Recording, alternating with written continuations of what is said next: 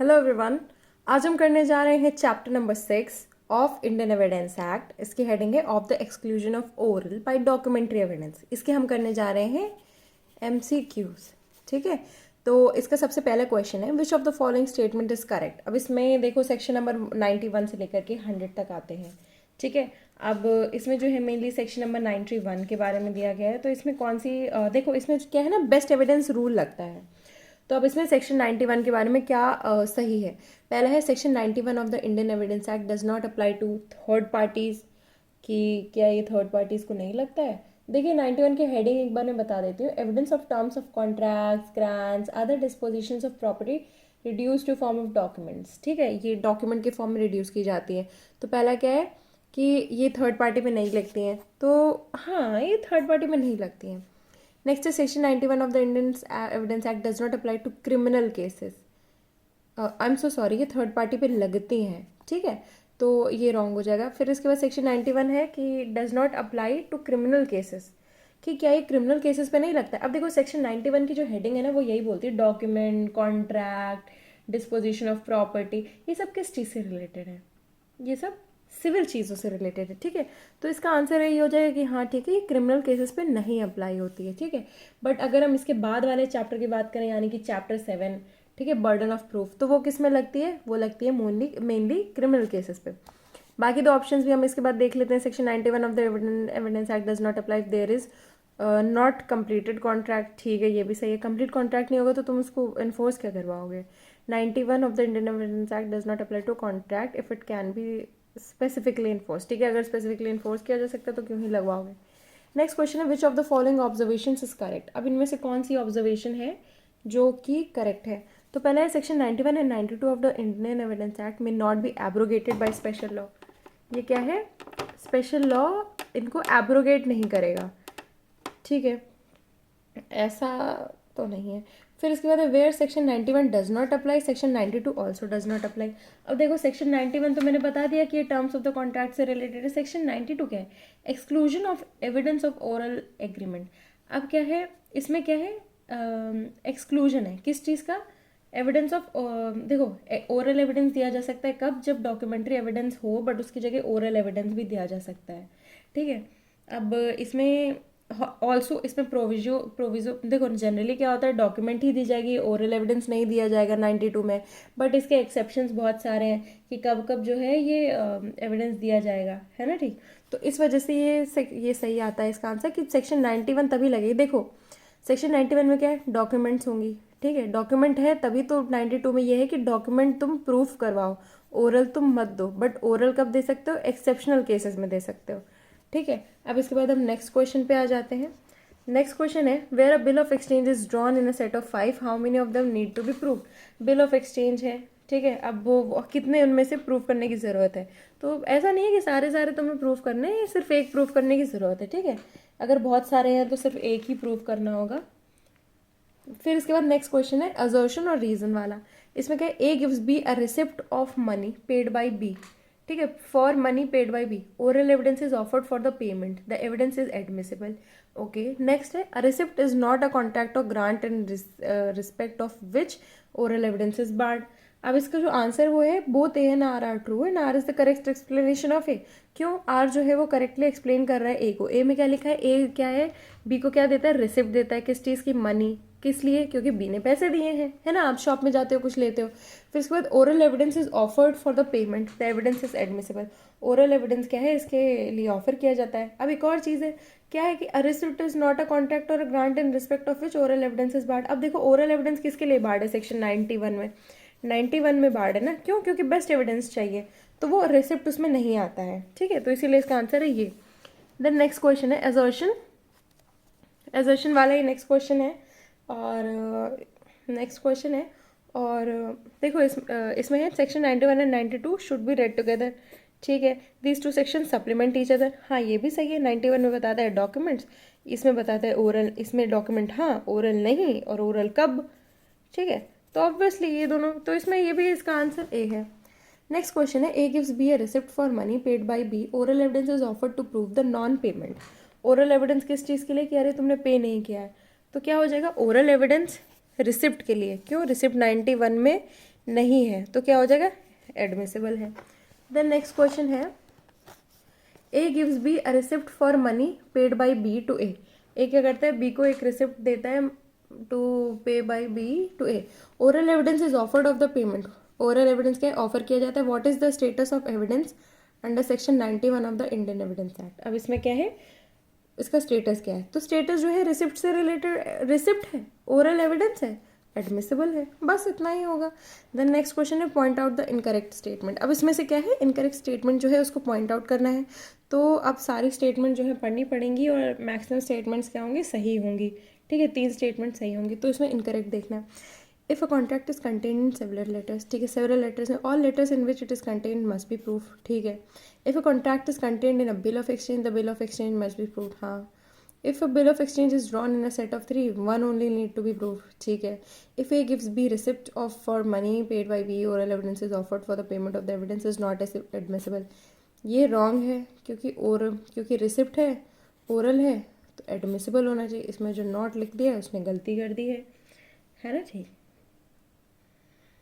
अब देखो, ये आ जाता है सेक्शन नंबर 92 के हिसाब से हमारा ख़त्म होता है, ठीक है। अब देखो नेक्स्ट क्वेश्चन है, A agrees in writing to sell a horse to B for ₹1000 or ₹1500। ये तो कन्फ्यूजन हो गया। To show which price was to be given under Indian evidence act, evidence can be given. अब कौन सा price दिया उसके लिए एविडेंस दिया जा सकता है, evidence can not be given. अब इसमें क्या, evidence can not be given, क्यों एविडेंस नहीं दिया जा पाएगा, क्योंकि ये क्या है, एम्बिग्यूटी पे आ जाता है। हमने कौन से सेक्शन में पढ़ा था एम्बिग्यूटी पढ़ा था 93, और इसमें क्या, exclusion of evidence to explain और अमेंड एम्बिग्यूअस डॉक्यूमेंट, ठीक है, उसका ही ये इलस्ट्रेशन है। क्योंकि evidence can not be given to show which price was to be given, क्यों, क्योंकि एविडेंस जो है एम्बिग्यूअस चीज़ों में नहीं दिया जाता है, ठीक है। और ये क्या है, पेटेंट एम्बिग्यूटी है। पेटेंट एम्बिग्यूटी मतलब on the face of it दिख रही है कि पेटेंट एम्बिग्यूटी है, ठीक है। ये क्या है, पेटेंट एम्बिग्यूटी है, कौन से सेक्शन में, 93, ठीक है। अब नेक्स्ट क्वेश्चन आता है, written document must be proved by writing only. Written document जो है वो राइटिंग से ही प्रूव हुई जानी चाहिए। The maxim has been incorporated in which of the following sections of the Indian evidence act. वो कौन से सेक्शन में लिया गया है मैक्सिम, इस बारे में हम पहले भी डिस्कस कर चुके हैं, वो है सेक्शन नंबर 91। वो क्या है, बेस्ट एविडेंस रूल, ठीक है। बेस्ट एविडेंस रूल्स, तो देखो उसका जो है मीनिंग है, ठीक है। वैसे इसको डॉक्ट्रिन भी बोलते हैं, डॉक्ट्रिन ऑफ बेस्ट एविडेंस, ठीक है, इसको यही बोलते हैं। नेक्स्ट इसके बाद आ जाते हैं हम लोग क्वेश्चन पे। नेक्स्ट क्वेश्चन है, section 91 of the Indian evidence act applies to. अब देखो सेक्शन 91 है इंडियन एविडेंस एक्ट का, किस पे अप्लाई करता है, only to the transactions which under the law must be in writing, ठीक है, सिर्फ रिटन वाले ट्रांजैक्शन पे करता है, या फिर only to the transaction which are reduced into writing. देखो transaction which under the law, law क्या करता है, राइटिंग में होना चाहिए, विच आर फिर इसके बाद रिड्यूस्ड इन टू राइटिंग है, तो ये दोनों ही चीज़ें हैं। भैया तुमने नहीं लिखा है तो तुम्हारी गलती है ना, उस पर तो अप्लाई करेगा ना। नेक्स्ट है, विच of the following statement is correct. अब इनमें से कौन सी स्टेटमेंट जो है करेक्ट है, यानी कि बहुत 3 तो इनकरेक्ट होंगी। अब देखो section 91 of the Indian evidence act does not apply to third parties. Third parties पे अप्लाई नहीं करता है, नहीं करता है, बिल्कुल करता है, ठीक है। फिर इसके बाद है section 91 of the Indian does not apply to criminal cases, which of the following statement is correct, ठीक है। तो यही है इसमें कि हाँ यही सही है, क्रिमिनल केसेस पे अप्लाई करता नहीं करता है। देन नेक्स्ट क्वेश्चन है section 91 of the Indian evidence act. अब देखो बहुत बड़े बड़े क्वेश्चन आ रहे हैं इसमें। Section 91 of the Indian evidence act क्या करता है, permits admission of oral evidence to prove contents of a document where the writing is a fact and issue. ऐसा कुछ भी नहीं है, ओरल को नहीं करता है जब डॉक्यूमेंट ऑलरेडी लिखी हुई हो। Prohibits admission of oral evidence to prove the contents, हाँ यही सही है, contents of document where the writing is a fact and issue. Writing ही फैक्ट एंड इशू में है तो राइटिंग ही दिखाओगे ना तुम इसके लिए। नेक्स्ट क्वेश्चन है इंडियन एविडेंस एक्ट, इसमें क्या है, A agrees absolutely in writing to pay B ₹1000 on the 1st March 2010। The fact that at the same time an oral agreement was made that the money should not be paid till the 31st March। अब ये तो भैया can not be proved, ठीक है। अब फिर इसके बाद क्या है, A sells B a horse and verbally warrants him sound. A gives B, A B को क्या देता है, paper in these words, bought of A a horse for ₹500, B may prove the verbal warranty, ठीक है, अब इसमें क्या है, कौन सा करेक्ट है, कौन सा जो है इनकरेक्ट है। तो इसमें क्या है, देखो दोनों ही एक तरह से करेक्ट है। क्यों, पहला तो क्या है, ए क्या करता है, एब्सोल्युटली एग्री करता है कि बी को 1000 रुपये देगा ऑन द 1 मार्च। ठीक है, फिर इसके बाद फैक्ट है eight the same time an oral agreement. अब ओरल एग्रीमेंट बनाया गया है कि क्या, that at the same time an oral agreement was made that the money should not be paid till the 31 मार्च। पहले क्या था, 1 मार्च, और दूसरा क्या है, should not be paid till the 31 मार्च। तो ये क्या है, इसमें till the 31 March can not be proved, उसमें लिखा ही हुआ है कि वो प्रूव नहीं किया जा सकता है। और सेकंड है कि A sells B a horse, A B को हॉर्स भेजता है, वर्बली वारंट करता है कि साउंड है। तो ए क्या करता है, A gives B a paper in this words, bought of A horse for ₹500। बस इतना ही तो बताना है, B may prove the verbal warranty.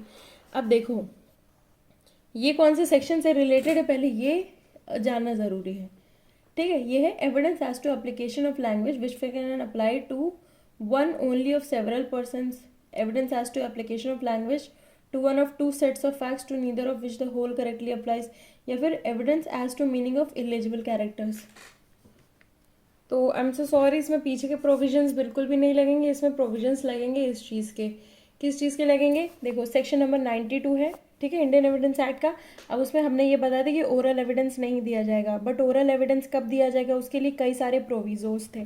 ठीक है, तो उसके लिए कई सारे जो प्रोविजोज थे, तो उसमें से जो सेकेंड प्रोविजो है यानी कि सेपरेट ओरल एग्रीमेंट, ये वाला प्रोविजो है, ये लगेगा कि अगर कोई भी डॉक्यूमेंट दी गई है तो उसके लिए, और वो डॉक्यूमेंट साइलेंट है किसी चीज़ पे, क्या है, साइलेंट है, तो उसके लिए क्या दिया जाएगा, सेपरेट ओरल एग्रीमेंट। ठीक है, उसके लिए दिया जाएगा सेपरेट ओरल एग्रीमेंट, दे दिया जाएगा। फिर उसके बाद नेक्स्ट क्वेश्चन है, A and B make a contract in writing that B shall sell a house to be paid for 1 delivery. At the same time they make an oral agreement that 3 months credit shall be given to A. अब देखो इसमें भी वही चीज़ कर दी गई है कि एक ओरल एग्रीमेंट है और एक डॉक्यूमेंट्री एविडेंस है। ठीक है, that 3 months credit shall be given, can evidence of this oral agreement be given in the court. अब देखो इस चीज़ का क्या एविडेंस दिया जा सकता है, तो इसमें ये है yes by a third party only if he is affected against A और बी। अब देखो इसमें थर्ड पार्टी भी क्या है, वो दे रही है। ठीक है, थर्ड पार्टी भी इसमें क्या कर रही है, एविडेंस दे रही है। अब देखो ये काफ़ी ना काफ़ी कंफ्यूजिंग है।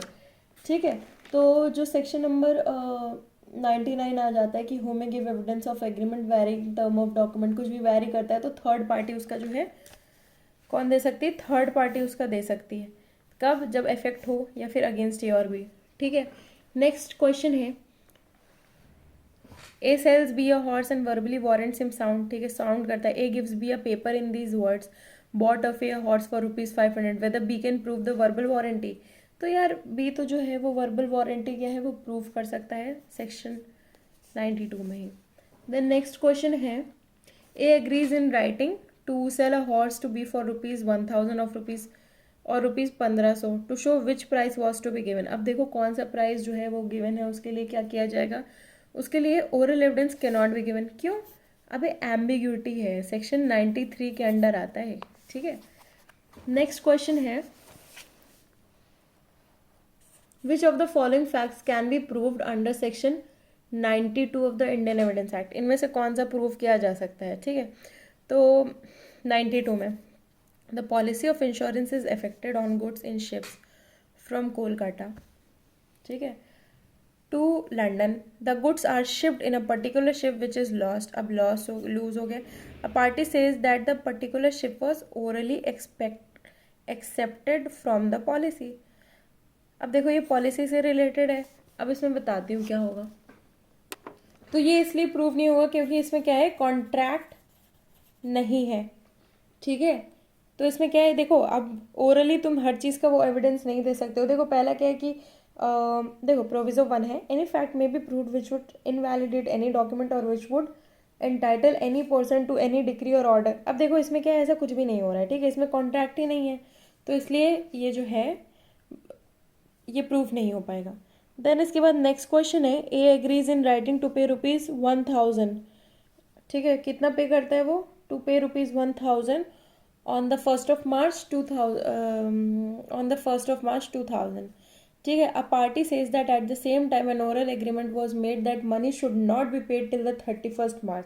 अब वो बोलता है कि अरे यार मनी जो है वो should not be paid the 31 मार्च। इसको क्या है, ये प्रूव नहीं हो सकता, ठीक है, क्योंकि ये क्या है, since it's not reduced in writing, reduce in writing होना चाहिए क्या है।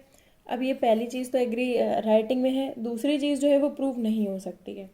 देन नेक्स्ट क्वेश्चन है, एन स्टेट, देखो एक स्टेट है called the Rampur tea estate is sold by a deed which contains a map of the property sold. One party says that the land not included in the map had always been regarded as part of the state and was meant to pass by the deed. अब ये क्या चीज़ prove हो सकती है, ये भी चीज़ क्या है, प्रूव नहीं हो सकती, क्योंकि इसमें क्या है, ऑलरेडी एक डॉक्यूमेंट दे दी गई है मैप वाली।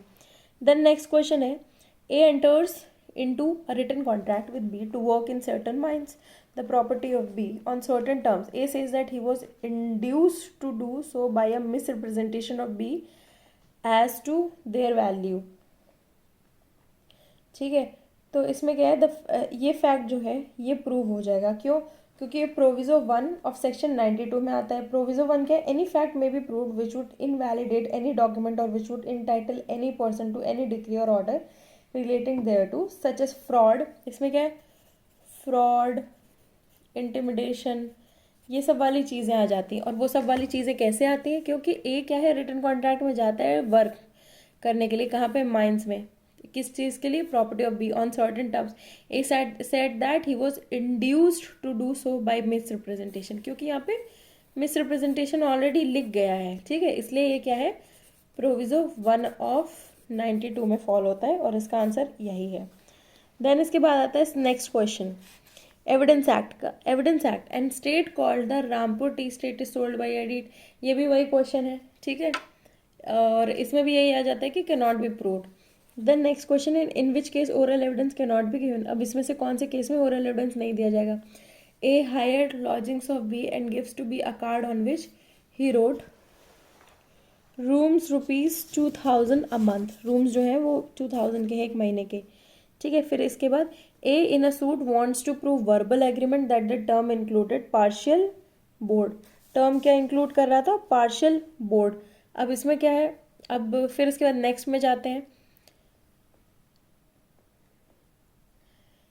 ए हायर्ड, देखो ये इसमें क्या है, in a suit wants to prove verbal agreement, क्या है, वर्बल एग्रीमेंट हुआ था। अब देखो एक चीज़ हो गई है डी, वर्बल एग्रीमेंट हो सकता है, पर आगे देखते हैं। A hired lodgings of B for a year, regularly stamped agreement was drawn up by an attorney and signed by both of them. The document is silent, document क्या है, silent on the subject of board, okay. A in a suit wants to prove verbal agreement that the terms included partial boarding, ठीक है। अब क्या है, document silent है, तो क्या है, ए इन अ सूट वांट्स, ए क्या करता है, वांट्स करता है, चाहता है कि प्रूव करना कि वर्बल एग्रीमेंट की टर्म्स इंक्लूड पार्शियल बोर्डिंग। अब इसका आंसर क्या है, देखो ये काफ़ी कॉम्प्लिकेटेड क्वेश्चन है, ठीक है। अब इसमें क्या है, टर्म साइलेंट ही है। अब कोई चीज़ किसी चीज़ पे साइलेंट होती है, डॉक्यूमेंट साइलेंट होती है, तो उसमें क्या आ जाता है, प्रोविजो 2 लग जाता है। The existence of any separate oral agreement as to any matter on which document is silent and which is not inconsistent with it terms. अब ये क्या है, डॉक्यूमेंट साइलेंट है, तो तुम क्या है, इनकंसिस्टेंसी के बारे में भी तो बता रहे हो, ठीक है, इसलिए ऐसा है, पार्शियल बोर्डिंग। तो इसमें क्या है, only in A and not be. अब इसमें क्या है, oral evidence can not be given. क्या है, ओरल एविडेंस इसके लिए तो दिया जा सकता है क्योंकि डॉक्यूमेंट जो है वो साइलेंट है, बट इसके लिए नहीं दिया जा सकता है, ठीक है। ए ए के लिए नहीं दिया जा सकता है क्योंकि इसमें कुछ ऐसा है नहीं कि डॉक्यूमेंट साइलेंट हो, तो ये प्रोविजो 2 में आ जाता है, ठीक है। इसका आंसर है फिर ये। नेक्स्ट क्वेश्चन है, mistake refer to in proviso 1 to section 92 of the Indian evidence Act refers to. अब देखो मिस्टेक जो है प्रोविजो 1 में वो किस चीज़ से रेफर करती है, दोनों साइड से मिस्टेक हो, या फिर एक साइड से मिस्टेक हो, या फिर यूनिलेटरल म्यूचुअल, कोई भी मिस्टेक हो सकती है ना। देन नेक्स्ट क्वेश्चन है, सेक्शन 92 ऑफ एविडेंस एक्ट। अब सेक्शन 92 एविडेंस एक्ट बहुत ज़रूरी है, वो किस पे अप्लाई करता है, बायलेटरल डॉक्यूमेंट पे, यूनिलेटरल डॉक्यूमेंट पे, किस कौन सी डॉक्यूमेंट पे अप्लाई करता है, वो करता है बायलेटरल, दोनों की साइड की डॉक्यूमेंट होनी चाहिए, अदरवाइज नहीं लगेगा। देन नेक्स्ट क्वेश्चन है, section 92 of the evidence Act is applicable to disputes between. अब किसके बिटवीन डिस्प्यूट्स में एप्लीकेबल होता है, the parties to the instrument only, या टू स्ट्रेंजर्स, स्ट्रेंजर्स के लिए तो नहीं होता है, पार्टीज ही होती हैं, parties to the instrument only. Next question है oral evidence of fact invalidating the document, fact invalidate करती है डॉक्यूमेंट को, is admissible under proviso 1 section 92 of the evidence act. यही इसका आंसर है।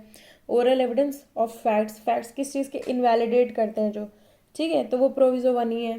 ठीक है, प्रोविजो 1 है इनवैलिडेट करना, प्रोविजो 2 है कि सेपरेट ओरल एग्रीमेंट जो इनकंसिस्टेंट नहीं हो वो देना, प्रोविजो 3 है ऑब्लिगेशन के बारे में, oral agreement when condition president, तो ऑब्लिगेशन वगैरह से रिलेटेड होता है। प्रोविजो 4 है डिस्टिंक्ट सब्सिक्वेंट ओरल एग्रीमेंट, ठीक है, distinct oral agreement made subsequently to renew और मॉडिफाई। फिर इसके बाद प्रोविजो 5 है यूसेज से रिलेटेड, ऐसे ऐसे प्रोविजोज हैं। ठीक है, अब इसके बाद नेक्स्ट क्वेश्चन आता है,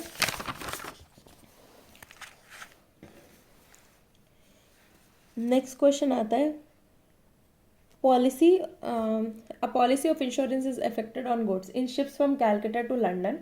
The goods are shipped in a particular ship which has been lost. The fact that particular ship was orally accepted from the policy, ऐसा कुछ भी नहीं होगा, अगर डॉक्यूमेंट है तो डॉक्यूमेंट ही लगेगी, तो क्या है, can not be proved. Next question है A hires lodgings of B and gives a card on which is written rooms rupees 200 a month. It enters oral agreement to prove a verbal agreement that these terms were to include partial boarding. अब ये लगेगा कि नहीं लगेगा, ठीक है, तो इसमें यह है कि ये एडमिसिबल होगा। क्यों एडमिसिबल होगा, अब इसमें ऐसा तो देखो, अब एक 1+1 का कॉन्सेप्ट चल रहा है, +1 डॉक्यूमेंट है, एक चीज़ तो डॉक्यूमेंट है तो उसमें +1 ये होगा कि ठीक है तुम उसके कंसिस्टेंटली एक ओरल एविडेंस दे दो। नेक्स्ट क्वेश्चन है A agrees to sell to B his white horse in writing. A has 2 white horses and it becomes uncertain as to which horse was sold. Here in the document there is, अब इसमें कौन सी ambiguity है, कौन सा horse होगा, वो patent ambiguity है कि लेटेंट एम्बिगिटी है, तो वो है लेटेंट एम्बिगिटी। ठीक है, पेटेंट एम्बिगिटी यानी कि on the face of it दिखती है। लेटेंट एम्बिगिटी कौन से सेक्शन में है, वो है सेक्शन नंबर 93 में तो पेटेंट है, 94 में कुछ नहीं है, नो एम्बिगिटी है, 95 में है लेटेंट एम्बिगिटी। ठीक है, कि जिसमें समझ ही में नहीं आ रहा है।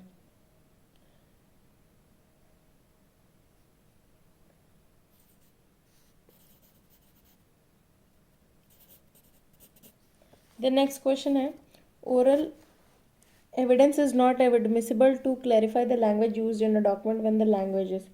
अब ओरल एविडेंस ऐसी लैंग्वेज के बारे में नहीं बताया जाएगा जो क्या है समझ में नहीं आ रही, तो क्या एम्बिगुअस और डिफेक्टिव ऑन इट्स फेस, सामने से दिख रही है कि बेकार है, ठीक है सामने से दिख रही है कि बेकार है, नहीं समझ में आ रही है, ठीक है, तो उसमें नहीं लगेगा।